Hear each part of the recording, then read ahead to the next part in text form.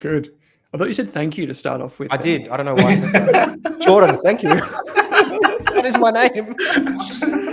Oh, far out. Well, we do record on a Friday afternoon, so it's fair enough that we'd all be pretty exhausted from the week. You guys were just telling me that today's the 27th of October, which means that tomorrow is the deadline. Is it right? The deadline for super? That's correct. Super paid. Yeah. So what does that mean? They'll come. If you're doing it through Xero's clearinghouse now, you're already a bit late. But because they do ask you to do it a couple of days in advance. Actually, yeah, that's what I did this morning. So just so you know. Anyway, live. Thanks. But I did actually, I did do that this morning, and it does take a few days to process superannuation payments through Xero, doesn't it? I actually I was about to tell you guys I made a mistake. Previously, before the super guarantee for employees started going up, I set the rate at which we would get super at Rask above the minimum.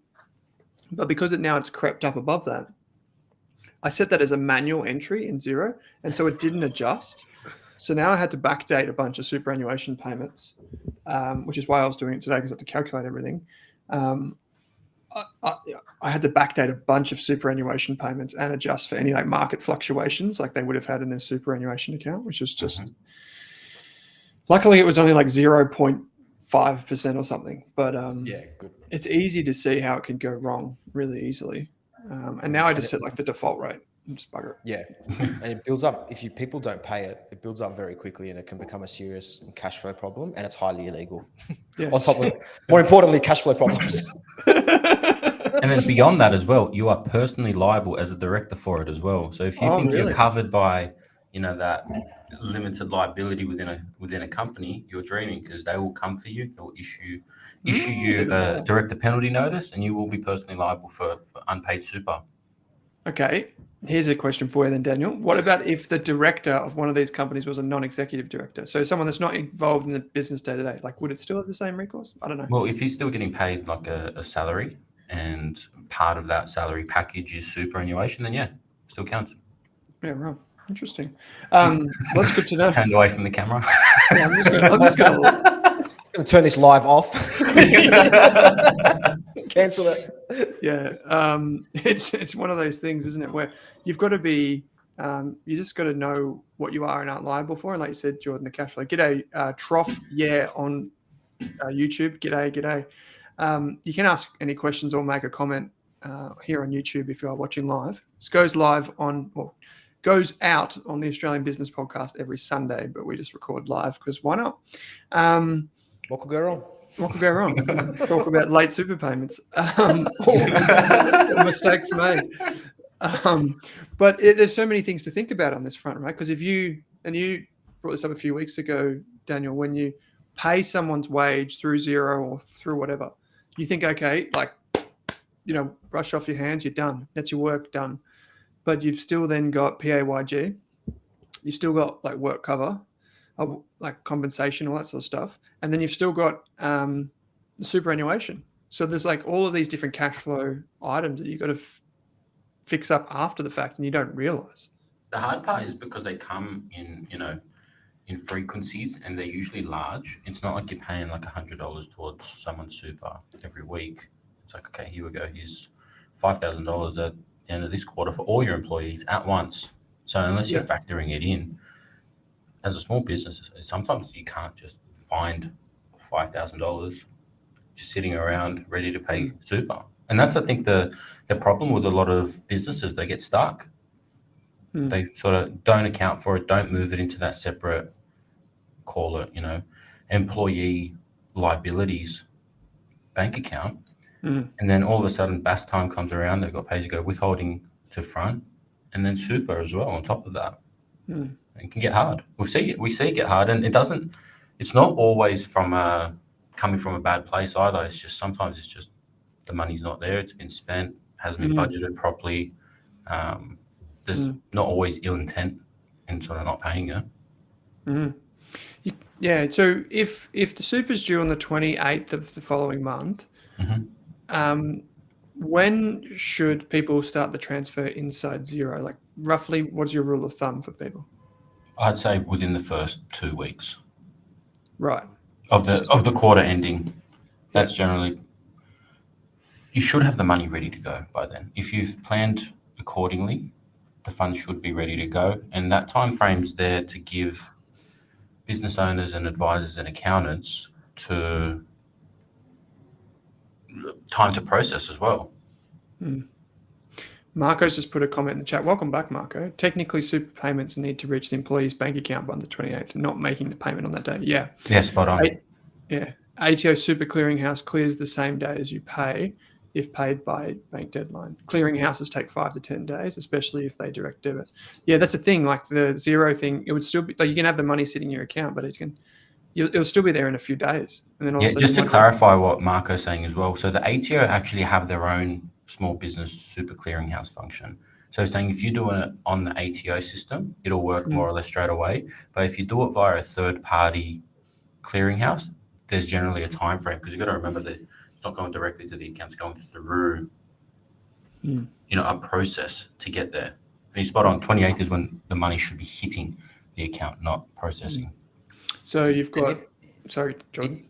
Even on that, what we've started to see clients do is when if they're doing their own pay runs, sometimes they'll process the super like fortnightly, like as they're doing pay runs. I've got a couple of clients now that are doing that to try and stay on top of that cash flow function so they don't have to keep transferring money out every week or whenever it may be. So it's just important to find something that works for you personally. And CBUS actually, so CBUS which is the industry super fund for the building construction industry, they actually ask you for monthly payments.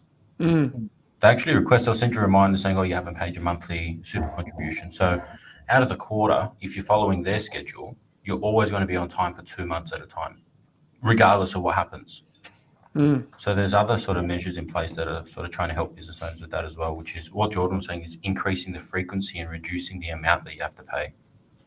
I think we talked about this previously on the show that eventually we'll probably get to a point where people are even paid their wages every week or every day or some sort of craziness like this where you might even get tax and things happening instantly as well, right? It would make sense. I think they're moving towards having the pay-as-you-go withholding and the super paid on pay runs.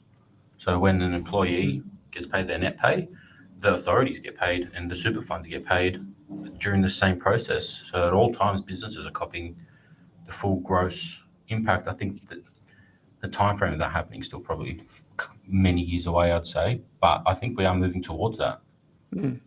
Which is probably a good thing for everyone involved. Okay, so the title of this live today and the podcast this weekend is 3 Ways Businesses Die. We did an episode probably about months ago now, and one of the most popular episodes, and it corresponds to a lesson in the free course that we've got. You can use the link in your podcast player.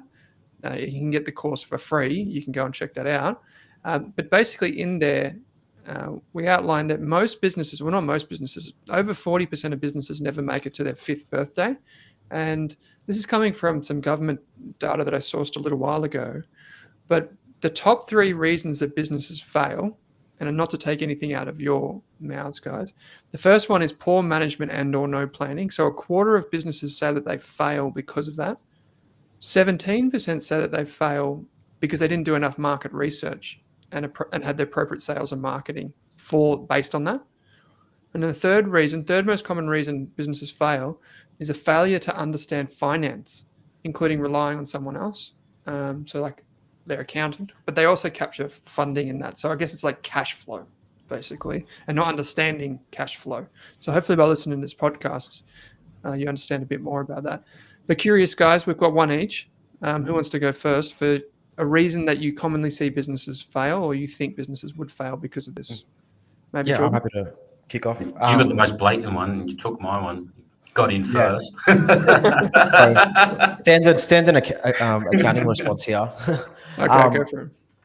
Taking money out of the business and not leaving any like retained earnings or profits in there to make further investment decisions. So money comes in, you pay the direct costs, so any cost of materials or cost of delivering the service, and then you take the money out. If if you're doing that, you're leaving no room for investment, whether it's marketing, sales, or anything. That can, one, cause serious cash flow issues, and two, cause big tax problems as well. But back on what we were talking about at the start, being super, if you're taking all the money out after, as soon as it gets in, there's no money to pay your BAS, being the GST, company tax, tax on wages, and anything else that comes up. So it's something that does happen, and I wouldn't be surprised if it's one of the main reasons that people get into some serious debt problems with the ATO, and any other types of finance as well, because they're just not leaving money in there. It comes in, goes straight out, and causes big director loan problems as well if it's a company structure. As in, like, directors pulling money out and not treating it as a dividend or wage. Yeah, exactly. And then they have to pay it back. If it's not secured over the 7 years. And look, even though they're accounting entries, they still do squeeze cash flow because it's just causing bigger tax problems. You just made a comment there. I don't know what that means, unless it's not secured over 7 years. What do you mean by that? So you can secure it against the director's loan and against a property, and then you can pay the dividend over 25 years. So declare that dividend in your tax return over 25 years. There's a few more things you have to do in order to do that, instead of paying it traditionally over 7. Can you give me an example of that? Like, how does this happen? So a good example is probably when someone buys a property, right? Let's say you've got a bunch of money sitting in a company, more or less retained earnings, and you would have to otherwise, take it out, pay dividend, pay tax, then buy the property or use it as funds for the property, call it after tax. This provision, what it allows you to do, it's almost like the company's loaning the funds on like a second mortgage against the property. So then only after 25 years, the minimum repayments that you calculate, that's your dividend over 25 years. So you're still paying it down and you're still declaring that dividend. It's just over a longer period of time, but it has to be secured against a long-term asset. Being property is probably the only real one that applies in most cases. Yeah. But that's probably the only example where this works successfully. Okay. And that's assuming it's a company structure. And again, every scenario is different. The way we usually structure these is if there's a holding company, so you separate the retained earnings and get it out of the trading entity, so that way there's no risk against it. But we can do a whole episode on that, or maybe 10 hours of boring Division 7. No. This is not boring. So I want to ask a hypothetical. Let's say I've got $100,000 sitting in my company. I'm a director of the company, Yep. and I want to go and buy a property. So normally, if I just yank that money out, I would have to pay tax, or I have to declare it as a dividend, which would probably have to be equitable to all shareholders as well. And have to pay tax on that, and then whatever I've got left over, I can use as a deposit on that property, right? Correct. So that's the first simple option. But there's another way where I take that full $100,000 out and I put that down as a down payment or deposit on a property. And then the ATO treats that $100,000 as if it was a dividend paid to me, but I can split it up over 25 years. Well, no, because it'll show up on your balance sheet, and then we record what's called a minimum repayment, because you are charged interest. You do pay tax on interest in that component. So you sort of an interest income line item appears on your financial statements, and you've got to pay tax on that. But generally speaking, especially if it's an investment property, it's a really good strategy, because that interest becomes deductible on the other side. So both sides. Yeah, well, you get interest income on one side and interest expense on the other side, which is the entity that purchases the investment property, but it has to be investment in nature. It can't be primary place of sort of residence. Yeah. But so there is like a small tax repercussion there anyway. And that minimum repayment that the ATO gives a calculation for, there's a calculator directly on the website, that still needs to be declared as a dividend for the next 25 years. Okay. Right, so you're still paying tax on it. It's just spread out over a longer period of time, rather than like the traditional notion of in year one. Yeah. Because if you spread it out, it might be $20,000 sort of increments, and that might not take you into the top marginal tax rate sometimes. Whereas probably taking a director's fee, then 100,000 dividend, it'll definitely take you into the top marginal tax bracket. So from a tax perspective, it does still favor you to be able to do it over a longer period of time. So basically, sorry, go on. It's specific. Like, you got to be able to sort of plan into doing that and make sure you talk to an advisor or talk to your accountant saying, this is my plan. I've got $100,000. I've paid all my business debt, super's all paid, your taxes are paid, you've got retained earnings, 100 grand sitting in it like a business savings account, call it, and you want to put into a property. Tell them before you do it. Don't tell your accountant, hey, I've just taken $100,000 out of the company, put it down as a deposit and a signed contract. Oh, can you refer me to a broker for a pre-approval? That is double whammy with that. But yeah, so I think it is specific, and that ruling does need to apply to you. So, but it is possible. Yeah, that's probably the most common use. So everyone listening to this that has a company structure should reach out to Daniel and Jordan at Grey Space Advisory. Link is in the show notes, because if you're going to buy a property, this sounds like a very interesting way to use your capital. I don't even know how I didn't know about this. This is incredible. That's okay. Thank you guys. And like you said, Jordan, structuring is really interesting in terms of your ability to have a separate holding company to separate, put distance between you and that other dividend. That's kind of cool. I like it. We could do an episode in the future. People that are listening that have a company are just like, what the hell did I just hear? Well, it can sound a bit complex when it's not applied to your situation. I think the easiest way to sometimes apply, especially legislation or tax rules, is when to apply it to you personally. Generally, the understanding is far greater at that point in time when it relates to you.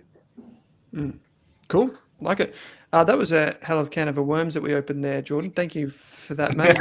Remind us of what your lesson was again. Taking too much money out? Was it something like that? Yeah, taking too much money out of your business.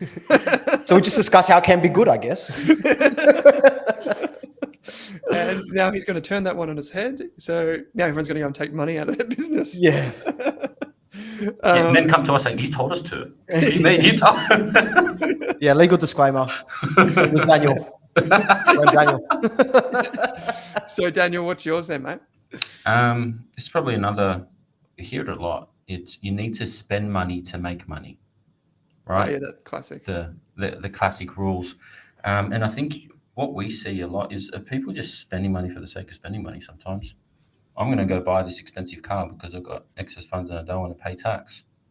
Meanwhile, they bought an SUV or a sedan, nice V8 fun car, not really understanding where it is because it's going to make them look more like prolific, trying to attract bigger, call it clients or connections. And a lot of the cases, it doesn't really happen, to be very honest, or have exuberant Christmas parties to impress contacts when you've got other debts to pay, or you're going into marketing plans with no real guided, strategy. You're not really checking on anything. You're spending, call it $10,000 a month on something that isn't ever bringing in results. So I think it's sort of that concept of, I've just got to spend it. It'll come back. That sort of, that mentality has probably killed a lot of businesses. Yeah. Well, I know it has, to be honest. Yeah, you've seen it. Yeah. I've been to the graveyard. I know. Yeah. I've seen it. Tombstones. Yeah, that's it. I can imagine though, right? It amazes me how some businesses, not all businesses, of course, but some business owners do just think, oh, just go and do that thing. And it's tax deductible, like it's free. That's the big. And it's almost like it's like that mental accounting thing, which is a behavioral bias, where it's like not your money, it's like from a different source or something like this. Like it's from the company's bank account, therefore you can spend it. I must admit, like I've been guilty of that at times, like where I'm like, we'll take the team for dinner, we'll go to like a nice place. And you're like, okay, it's expensive. I definitely wouldn't have done this with my own money, but because it's the company, it's for the team, I'll do it. So I'm definitely guilty of that. Fair to say. So that's a good one. I like that. How often do you do it? Every night. I think that's the key as well. Sort of like looking at it as from a percentage spend as well. Yeah. Like, is it there to be spent? If it is, team morale is really important. Everyone knows that. Making sure your staff feel grateful, appreciated. Like you need to factor that in. But I don't think you went and hired a boat on Sydney Harbour on New Year's Eve to take your staff out. No. No. It's different. So anyone listening, take your staff out every single night to a nice restaurant. Good for cash Owen flow, said so. good for business. Yeah, we're giving you all the reasons that you should go and kill your business right now. My one is very boring, and it was kind of covered by the government's own statistics, which is just a plan to fail is a failure to plan is a plan to fail, as they say. And every night, what a boss is trough. Yeah, it's not every night. Are you taking applications from employees, Owen? Like, if you're funding everyone's dinner every night, I'm applying. I did cop a bit of criticism because we did go out for a nice dinner the other night. But Mel, as you know Mel, she finished up with Rask the other day, and so we went out for a nice dinner to say thank you. But yeah, I mean, we don't always go out and do that sort of stuff. Other than when we're in Perth at that, what was that place called? The QT there. They had those steaks. They were delicious, but they were very expensive. Very nice. Yeah, we saw the menu. Thanks, Owen. Weren't expensive for us. Expensive.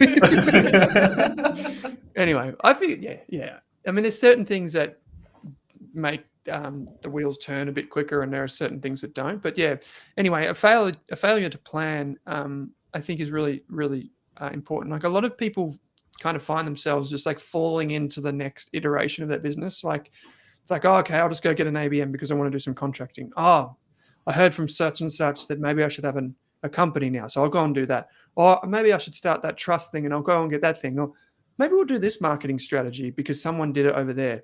And a lot of those business owners, I find, go to those like business conferences where they hear a big idea up on stage, and then they're like, oh, I'll just do that for my business. When really you don't even have a framework to begin with. And to be honest, that's one thing that I hope people would get from the course, is kind of like the free course, is just a bit of an understanding about that. And it doesn't have to be complicated. Like, it really doesn't have to be complicated. Like, we had a good chat the other day, Jordan, with Alexander.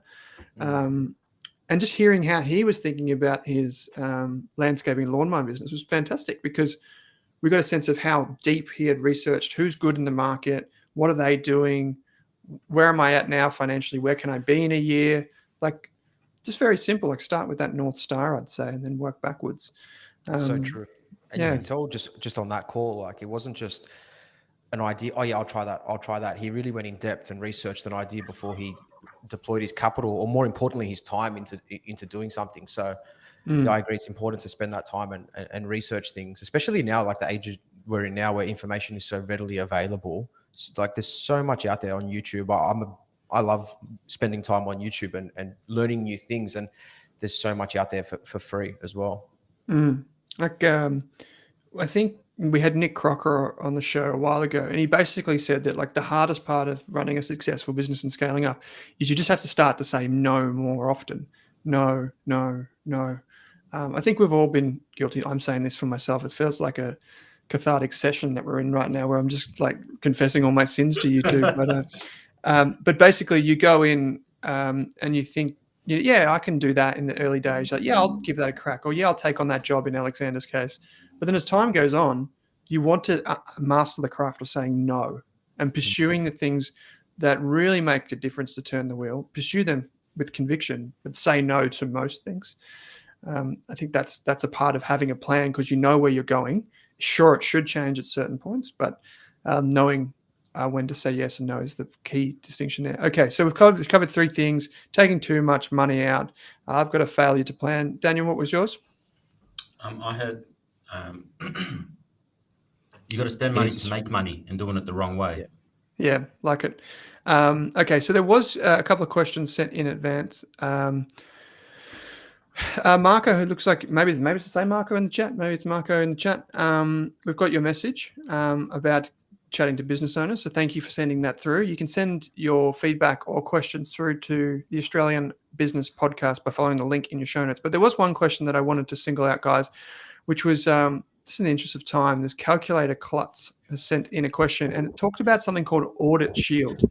So they said, Audit Shield, what is it? And is it something a small business owner should have? Now, I gave this a quick Google and I realized kind of what it was, but maybe one of you can explain what it is, and do you need this type of thing? Yep. Audit Shield essentially covers you, from memory, it's just for accounting fees if you were to get audited for whatever reason. In terms of small businesses, I don't know if it's, look, I don't want to say yes or no for insurance, but like if you did want to go with it, I guess stay on, look, not if you wanted to go with it, but like if you're on top of your tax obligations, if you're on top of your super, if you're on time with lodging everything and you pay everything on time, you're running a profitable business, you shouldn't get audited. You shouldn't need audit insurance. But I guess on the other hand, if you're always behind, if you're pushing boundaries where you shouldn't be, then maybe get audit shield. There is a bit of insurance. Again, I'm pretty sure it's just for accounting fees, so it won't cover you for any penalties or interest or back charges of GST and income tax. So it's not a silver bullet to fix everything if you're as dodgy as they come. Yeah, yeah, okay. So audit shield is basically like insurance in case your business gets audited and there's a lot of cost associated with that, like for accountants to go through your accounts and your zero file and your bank statements and all that sort of stuff. It covers you for that. Yeah, right. So it's the type of thing you should really read the T's and C's and that sort of stuff. And just as maybe a pulse check, do many of your clients that you know of have this type of insurance? No. And even before we started our business, I worked at a few different firms. And there was only, when I was working at the bigger mid-tier, there was only a couple of firms, a couple of clients that had audit insurance. Okay. There was another never heard of it up until this question. I'd sit there and Google, like, what is this? What's going on here? Okay, right. So that probably says a lot of what you need to know. There was another question that came from David Hasselfroth, and it actually came through for our Australian Investors podcast. But I thought maybe just in the interest of time, we'd be a bit quick with this one. But Drew and I did take a crack at it over on the Investors podcast on Saturday, which was they're saying that they will be purchasing a percentage of a good friend's company, and they're buying into a holdings company, like a holding company that will buy his pre-built profitable cocktail company that does like shops and events, and it has a bar that they're looking to purchase. He has some future goals to acquire other hospitality businesses in the area. I understand the high risk, especially in hospo, but I also understand the opportunity. Just wondering if there is any questions I should ask or people I can talk to so I can make a more informed decision. Yeah, I think that's a really good question. Number one, from like a structure point of view, I think it's already being structured quite well, especially if they're doing like a main holdings entity with multiple businesses that obviously is going to eventually buy into or eventually start up. From a structure point of view, it's done quite well. My first thing I would be recommending is do a due diligence. I know it's your good friend, but have an independent party assess all the financials, go through the documents, have a good solicitor run through leases, run through contracts. I would be seeing this as if it was a normal due diligence job and you were looking to buy into any business, whether it's a good friend or not. That would be my recommendation.